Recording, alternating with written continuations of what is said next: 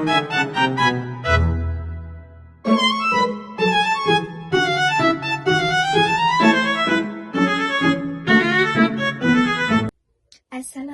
warahmatullahi wabarakatuh.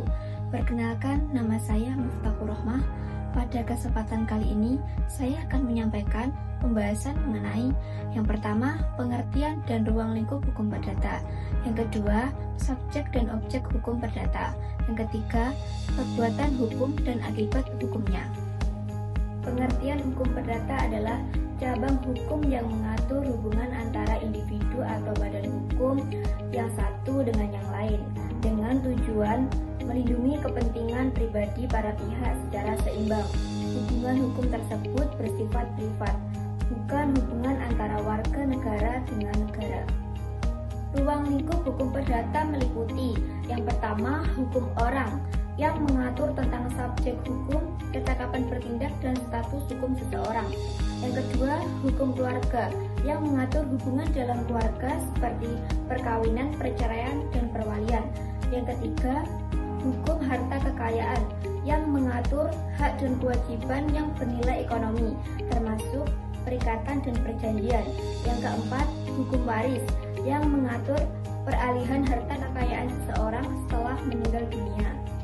Subjek dan objek hukum dalam hukum perdata. Subjek hukum adalah segala sesuatu yang dapat menjadi pendukung hak dan kewajiban dalam hubungan hukum. Subjek hukum terdiri dari orang perseorangan, yaitu manusia sejak lahir sampai meninggal dunia. Badan hukum, yaitu organisasi atau lembaga yang oleh hukum diakui memiliki hak dan kewajiban, seperti yayasan dan perseroan. Objek hukum adalah segala sesuatu yang menjadi sasaran hubungan hukum dan dapat dikuasai oleh subjek hukum, baik berupa benda berwujud maupun tidak berwujud, serta hak-hak yang dinilai dengan uang.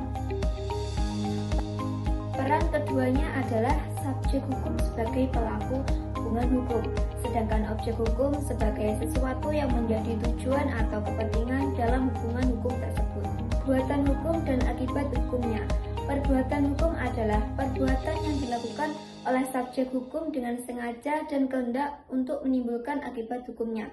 Artinya pelaku memang menghendaki timbulnya hak dan kewajiban dari perbuatan tersebut. Contoh perbuatan hukum antara lain, membuat perjanjian jual beli, hibah, dan wasiat.